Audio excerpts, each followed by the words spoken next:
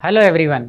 इससे पिछले वाले लेक्चर में हमने देखा था ओम्स लॉ या रेजिस्टेंस या रेजिस्टिविटी के बारे में हमने बात की थी। ठीक है, करंट इलेक्ट्रिसिटी के चैप्टर को आगे बढ़ाते हैं। आगे इसमें हमें पढ़ना है ड्रिफ्ट वेलोसिटी,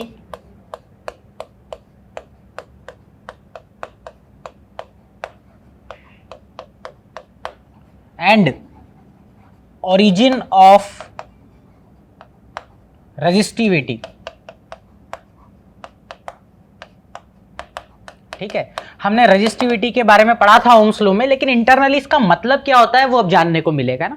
रेजिस्टिविटी का बेसिक मीनिंग मैंने आपको बताया था कि चार्ज को या करंट को फ्लो होने देने से कितना रोका जा रहा है बेसिकली किसी कंडक्टर के अंदर। ये बेसिक मीन है किसका, रेजिस्टिविटी का। अब इंटरनली ऐसा क्या होता है जिस वजह से चार्ज को या इलेक्ट्रिक करंट को रोका जा रहा है फ्लो होने देने से, उसे हम इस टॉपिक में सीखेंगे। ठीक है, तो हमने वहां पर एक चीज डिस्कस की थी कि अगर कोई कंडक्टर रूम टेम्परेचर पर रखा हुआ है ना, आपने उसके अक्रॉस कोई पोटेंशियल डिफरेंस प्रोवाइड नहीं करवाया हुआ है या उसके अंदर कोई इलेक्ट्रिक फील्ड प्रोवाइड नहीं की हुई है, तब हमने क्या पाया था कि इसके अंदर अगर कोई इलेक्ट्रॉन है या कोई चार्ज पार्टिकल है और उसका पाथ मैं अगर देखूं तो उसका पाथ मुझे बड़ा रैंडम सा दिखाई दिया, और इस तरीके से वो कुछ समय बाद देखने पर जहां से उसने अपना मोशन स्टार्ट किया था वहीं मिला, है ना।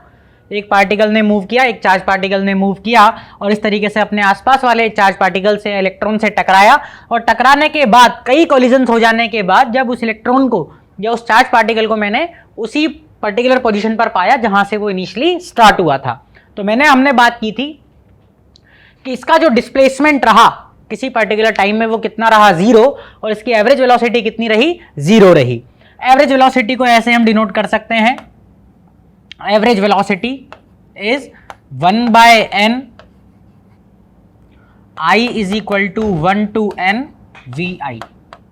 ठीक है, इसका क्या मतलब है, कई सारे इलेक्ट्रॉन्स हैं, उन सब की वेलोसिटी का क्या ले लिया मैंने, एवरेज ले लिया, तो वो एवरेज कितना रहा, 0 रहा, in the absence of external electric field और in the absence of potential difference across the conductor.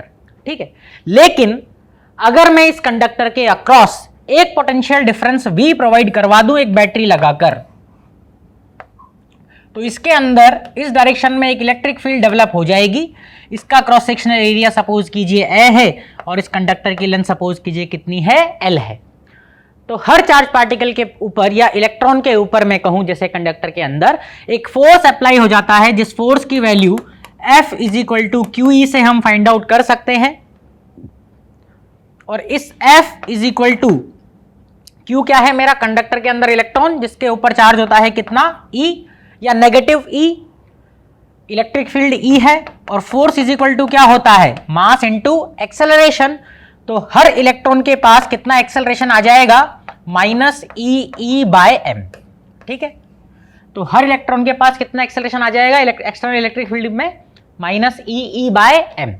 और अब मैं वापस इसी एवरेज वेलोसिटी को निकालने की अगर कोशिश करूं तो अब हर इलेक्ट्रॉन के पास इस एक्सटर्नल इलेक्ट्रिक फील्ड की वजह से जो एक्सेलरेशन आया, उस वजह से हर इलेक्ट्रॉन की जो वेलोसिटी है वो टाइम के साथ क्या होने लग जाएगी, चेंज होने लग जाएगी। मान लीजिए कि एक इलेक्ट्रॉन टकराया, टकराने के बाद वो चलने लगा तो एक्सेलरेट हुआ, और एक्सेलरेट होने के बाद कुछ दूर चला क्योंकि उसकी अब फिर से टक्कर होने वाली है, फिर से उसकी अगले इलेक्ट्रॉन से कोलिजन होने वाली है। मान लीजिए कि ये टाइम रहा कुछ t, जिसमें वो t टाइम तक चला और चलकर एक्सेलरेट हुआ और फिर से टकराने वाला है, लेकिन जब तक नहीं टकराया उस टाइम तक वो, मान लीजिए t टाइम तक वो क्या कर गया, मूव कर गया। तो इस t टाइम में किसी पर्टिकुलर इलेक्ट्रॉन के पास जो वेलोसिटी आ जाएगी वो कितनी आ जाएगी, v is equal to v initial, चलने से पहले कुछ वेलोसिटी रही होगी उसके पास, प्लस at, a की वैल्यू ये रही मेरे पास, -EE/m इंटू, और वो कितने टाइम तक चला, t टाइम तक। तो किसी भी पर्टिकुलर इलेक्ट्रॉन के पास t टाइम में इतनी वेलोसिटी आ जाएगी, अगर उसके पास शुरुआत में मान लीजिए इनिशियल वेलोसिटी vi रही होगी तो। ठीक, अब इस वेलोसिटी का मैं एवरेज ले लूं, तो इस वेलोसिटी का एवरेज अगर मैं ले लूंगा तो सारे पार्टिकल जो हैं, सारे इलेक्ट्रॉन्स जो हैं, उनके पास क्या एवरेज वेलोसिटी है वो निकल कर आ जाएगी, जो पहले कितनी आ रही थी, 0 आ रही थी इन the absence of external electric field. तो अगर मैं इसका क्या ले लूं, एवरेज ले लूं, तो एवरेज यहां पर इनिशियल वेलोसिटी का एवरेज ले लीजिए आप, प्लस ई या माइनस ई बाय एम, ये टर्म तो आपकी कांस्टेंट है और टाइम का यहां पर एवरेज आ जाएगा, है ना। ई बाय एम तो कांस्टेंट है और टाइम का एवरेज आ जाएगा आपके पास, ठीक है। अब ये वाली टर्म जो है ये तो जीरो है, क्योंकि यही तो पहले थी, यही तो वो पहले वाली एवरेज वेलोसिटी है जो आपने निकाली थी। एक्सटर्नल इलेक्ट्रिक फील्ड की वजह से तो ये इंक्रीमेंट हुआ है वेलोसिटी में, लेकिन पहले तो ये वेलोसिटी थी जिसका एवरेज में पहले कितना निकाल चुका था, जीरो निकाल चुका था। तो अब जो एवरेज वेलोसिटी है उसकी वैल्यू किसके बराबर आ रही है, ई बाय एम, अगर केवल मैग्नीट्यूड की बात की जाए, साइन को थोड़ी देर के लिए हम भूल जाएं, और टाइम का एवरेज। अब ये जो टाइम का एवरेज है, इस टाइम के एवरेज को एक सिंबल से डिनोट करते हैं टाउ, है ना। एक कांस्टेंट निकल कर आएगा, क्योंकि आप हर इलेक्ट्रॉन के लिए ऐसे टाइम लिखेंगे, उस टाइम की वैल्यू को टोटल नंबर ऑफ इलेक्ट्रॉन से डिवाइड करेंगे, तो वो जो एवरेज टाइम निकल कर आएगा उसे एक टर्म नाम दिया गया टाउ, है ना, एक सिंबल नाम दिया गया टाउ, जिसे रिलैक्सेशन टाइम अपन कहते हैं। ये एक कांस्टेंट वैल्यू निकल कर आई किसी पर्टिकुलर कंडक्टर के लिए एक फिक्स टेम्परेचर पर, है ना। हर कंडक्टर के लिए वैल्यू अलग अलग होगी, लेकिन अगर एक कंडक्टर फिक्स है और टेम्परेचर उसका फिक्स है, तो ये जो टाउ है, जिसे रिलैक्सेशन टाइम कहते हैं, जो हर कोलिजन टाइम का क्या है, एवरेज है, उसको अपन किस सिंबल से डिनोट कर दे रहे हैं यहाँ पर, टाउ। तो यहाँ पर ई आपका कांस्टेंट है, इलेक्ट्रिक फील्ड कांस्टेंट है, मास ऑफ इलेक्ट्रॉन कांस्टेंट है, और जो रिलैक्सेशन टाइम या टाउ आपने निकाला है ये भी क्या है, कांस्टेंट। तो ये जो एवरेज वेलोसिटी निकल कर आएगी ये भी कैसी निकल कर आएगी, कांस्टेंट निकल कर आएगी। इसी वेलोसिटी को हम लोग क्या कह देते हैं, ड्रिफ्ट वेलोसिटी। जिस पर्टिकुलर कांस्टेंट वेलोसिटी से आपका इलेक्ट्रॉन या चार्ज कैरियर कंडक्टर के अंदर मूव कर रहा है in the presence of external electric field, उस वेलोसिटी, ये एक पर्टिकुलर, ये देखा जाए तो एक एवरेज वेलोसिटी है जो कांस्टेंट निकल आया है ना। तो इस कांस्टेंट वेलोसिटी को ही क्या नाम दे दिया हमने, ड्रिफ्ट वेलोसिटी। यही आपकी क्या हो गई, ड्रिफ्ट वेलोसिटी। अब ध्यान देने वाली बात यह है कि एक्सटर्नल इलेक्ट्रिक फील्ड थी, एक्सटर्नल इलेक्ट्रिक फील्ड में एक्सेलरेट हुआ पार्टिकल, लेकिन फिर भी अपन ने जो एवरेज वेलोसिटी निकाली वो एक कांस्टेंट वैल्यू निकल कर आ गई, जिस कांस्टेंट वैल्यू को मैं क्या नाम दे रहा हूं, ड्रिफ्ट वेलोसिटी। अब ऐसा मान लिया गया कि हर इलेक्ट्रॉन अंदर इस पर्टिकुलर कांस्टेंट वेलोसिटी से क्या कर रहा है, मूव कर रहा है। क्लियर है। तो किसी कंडक्टर के अंदर एक्सटर्नल इलेक्ट्रिक फील्ड के प्रेजेंस में चार्ज पार्टिकल जिस कांस्टेंट वेलोसिटी से मूव कर रहा है किसी पर्टिकुलर टेम्परेचर पर, उस कांस्टेंट वेलोसिटी को या उस एवरेज वेलोसिटी को ही हम क्या कहते हैं, ड्रिफ्ट वेलोसिटी कहते हैं। क्लियर है। आइए आगे चर्चा करते हैं इसमें। ड्रिफ्ट वेलोसिटी का ये फॉर्मूला मेरे काम का है, ई एम बाय टाउ, है ना। केवल मैग्नीट्यूड यहां पर लिखा हुआ है।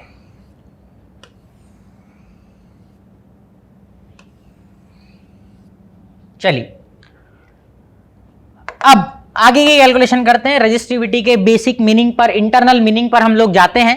कैसे जाएंगे भाई, ये मेरा कंडक्टर था, ठीक है।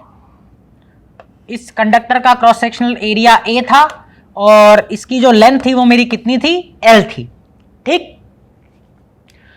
एक्सटर्नल इलेक्ट्रिक फील्ड मैंने ई प्रोवाइड करवाई हुई है और पोटेंशियल डिफरेंस कितना है, वी के बराबर है।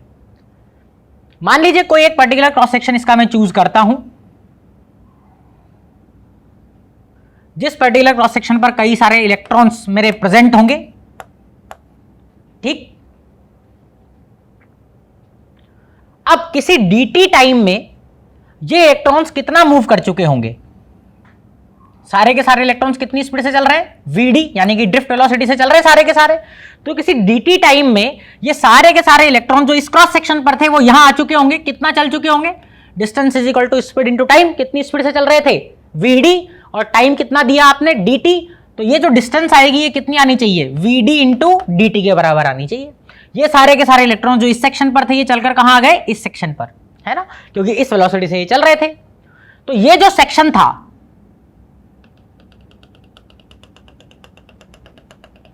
इस सेक्शन को dt टाइम में कितने इलेक्ट्रॉन्स पार कर गए, जो यहां प्रेजेंट है।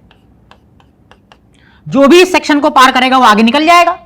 इस dt टाइम में इस वाले क्रॉस सेक्शन को कितने इलेक्ट्रॉन्स ने पार कर लिया, जो इस पर्टिकुलर सेक्शन में या इस पर्टिकुलर स्पेस में जो प्रेजेंट होंगे उन्होंने पार कर लिया, वो सारे के सारे इसे पार करके कहां आ गए, आगे आ गए। अब एक टर्म यहां पर मैं यूज लेने वाला हूं, small n। Small n is what, number of free electrons per unit volume, ठीक है। इस टर्म को मैं आगे डेरिवेशन में काम में लूंगा। इसका मतलब क्या है, यूनिट वॉल्यूम में कितने इलेक्ट्रॉन्स प्रेजेंट है। ठीक है, अब यूनिट वॉल्यूम में कितने प्रेजेंट है, स्मॉल एन। तो ये जो मेरा स्पेस है इसमें कितने प्रेजेंट होंगे, जिन्होंने इस सेक्शन को पार कर लिया, इस सेक्शन का वॉल्यूम इंटू एन, क्योंकि यूनिट वॉल्यूम में एन है तो इस पर्टिकुलर सेक्शन में, इस पर्टिकुलर स्पेस में कितने होंगे, स्मॉल एन इंटू इस सेक्शन का क्या वॉल्यूम। इस सेक्शन का वॉल्यूम क्या है, लेंथ तो हो गई कितनी, वीडी इंटू डी टी, और एरिया कितना, जो क्रॉस सेक्शनल एरिया है किसका, कंडक्टर का, वो। तो इस सेक्शन में जो total number of charge particles present होंगे, सपोज कैपिटल एन, उसकी वैल्यू कितनी होगी, A into V D into D T, ये तो होगी आपका वॉल्यूम। और यूनिट वॉल्यूम में कितना प्रेजेंट होता है, स्मॉल एन, तो इतने वॉल्यूम में कितना प्रेजेंट होंगे, इंटू स्मॉल एन। ठीक, तो कितना चार्ज इस सेक्शन को फ्लो कर गया होगा, इतने इलेक्ट्रॉन्स ने फ्लो पार किया, क्रॉस किया, और एक इलेक्ट्रॉन पर चार्ज होता है ई, तो कितना चार्ज इस सेक्शन को पार कर गया, वो चार्ज कितना होगा, क्यू। एक इलेक्ट्रॉन पर चार्ज होता है ई, तो उसको अगर इस नंबर से मैंने मल्टीप्लाई कर दिया तो टोटल चार्ज कितना इस सेक्शन को पास करके गया है, फ्लो होकर गया, उसकी वैल्यू कितनी आ जाएगी, ये वैल्यू इंटू ई, यानी कि N E A V D into D T. ठीक है, इस डी टी को अगर मैं क्यू के नीचे ले आऊं तो Q upon D T is equal to N E A V D. Q upon D T क्या, charge flown per unit time. Per unit time में इस सेक्शन को कितना चार्ज फ्लो कर गया, Q अपॉन डी टी, यही तो क्या हो गया आपका, करंट हो गया। तो ये करंट का एक और फॉर्मूला हमको मिल गया in the form of drift velocity, है ना, I is equal to N E A V D, जहां पर n क्या है, number of electrons per unit volume, E क्या है, एक इलेक्ट्रॉन पर जो चार्ज होता है उसका मैग्नीट्यूड, A क्या है इस कंडक्टर का क्रॉस सेक्शनल एरिया, और VD क्या है drift velocity for this conductor. Clear है, तो करंट का मुझे एक और फॉर्मूला मिला, I is equal to N E A V D. Clear है बात, चलिए आगे बढ़ते हैं। आगे अपने को सीखना है क्या, ओरिजिन ऑफ रेजिस्टिविटी के, रेजिस्टिविटी का इंटरनल मीनिंग क्या है, उसे कैसे समझें, ध्यान से देखिए। वीडी का मैं फॉर्मूला एक डेराइव कर चुका हूं, E E by M into tau, उस वीडी के फॉर्मूले को यहां पुट कर रहा हूं मैं। ठीक है, तो जो आई है इसकी वैल्यू क्या हो जाएगी,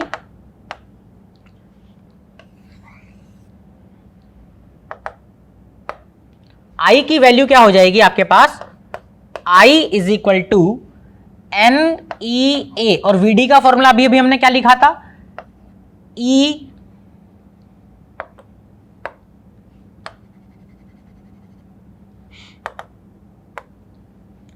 ई टाउ बाय एम, यही फॉर्मूला था।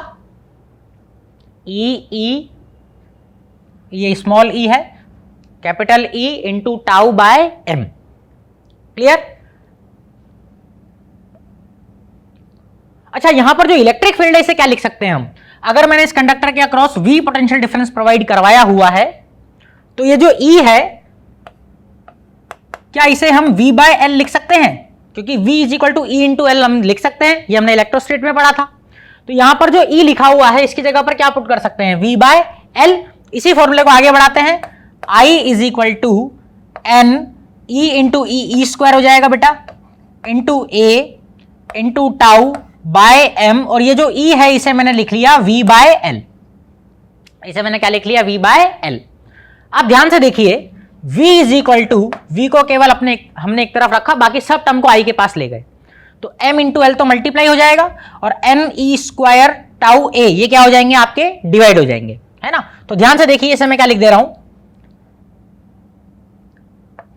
M upon N E square A, और ऊपर आपका L भी है, साथ में यहां पर नीचे आपका टाउ भी है, इंटू V। क्लियर है,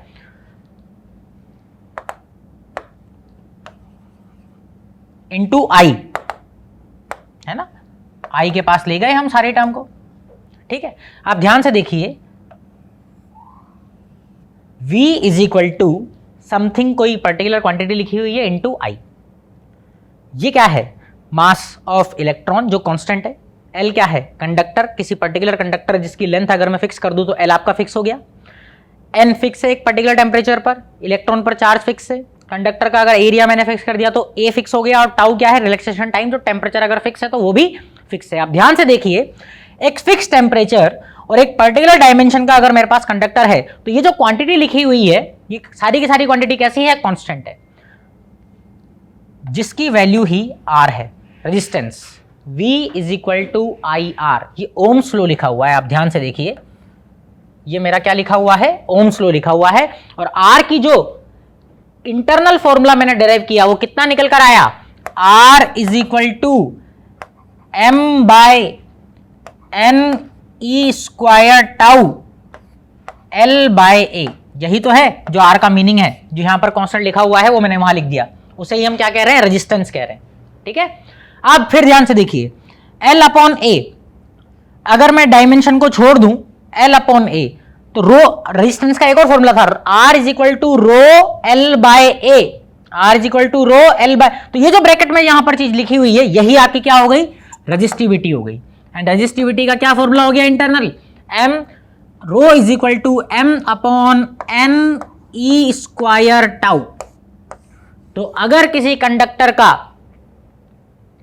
रेजिस्टिविटी का फॉर्मूला आपको इंटरनली जानना है तो उसकी वैल्यू क्या होगी, M upon M is the mass of electron and is the number of free electrons per unit volume, is the magnitude of charge on one electron and tau is the relaxation time. आप ध्यान से देखिए, rho is equal to M upon N E square tau. So basically it is the basic या internal formula of what, resistivity. और इसे ही अगर आप L अपॉन A से मल्टीप्लाई कर देंगे, यानी कि डायमेंशन से आप इसे कहीं ना कहीं कनेक्ट कर देंगे, तो आपको किसका फॉर्मूला मिल जाएगा, रेजिस्टेंस का फॉर्मूला मिल जाएगा। क्लियर, चलिए आगे बढ़ते हैं। हमें पढ़ना है क्या, मोबिलिटी, है ना। मोबिलिटी एक पर्टिकुलर फिजिकल क्वांटिटी हमने डिफाइन की, इसकी डेफिनेशन क्या है या मैथमेटिकल फॉर्मूला क्या है, उसी से इसे अपन समझेंगे। मोबिलिटी म्यू सिंबल से इसे डिनोट करते हैं। Mobility is equal to magnitude of drift velocity per unit electric field. Mobility is defined as magnitude of drift velocity per unit electric field. अब आप ध्यान से देखिए, इसको समझें अगर फॉर्मूले से, तो इसका मीनिंग क्या हो सकता है कि कितनी इलेक्ट्रिक फील्ड लगाने पर कितनी ड्रिफ्ट वेलोसिटी आ जा रही है, यानी कि वो कंडक्टर कितना मोबाइल है।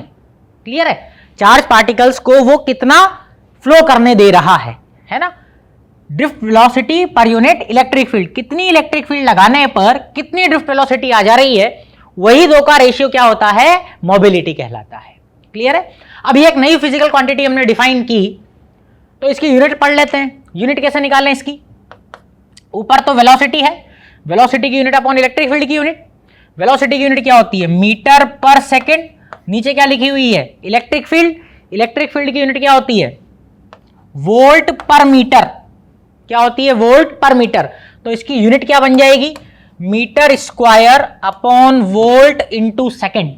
Metre square upon volt into second, ये इसकी क्या हो गई, यूनिट हो गई। क्लियर है, और इसका फॉर्मूला या इसकी डेफिनेशन जो इसके फॉर्मूले से ही दी जाती है, क्या हो गया, magnitude of drift velocity per unit electric field. Drift velocity का अभी अभी हमने एक फॉर्मूला देखा था, ई टाउ बाय एम। इस फॉर्मूले को ड्रिफ्ट वेलोसिटी का आप यहां डाल दीजिए तो मोबिलिटी का एक और फॉर्मूला आपको मिल जाएगा, mu is equal to E tau by M per unit electric field, यानी कि अपॉन ई से ई आपका कैंसिल हो गया, तो मोबिलिटी का फॉर्मूला क्या आ गया, E tau by M. Formula आपको याद रखना है, क्या फॉर्मूला हो गया, E tau by M. E is the charge या magnitude of charge on one electron, tau is relaxation time या average time of collision, and M is the mass of electron या mass of charge carrier. Clear है, चलिए आगे बढ़ते हैं।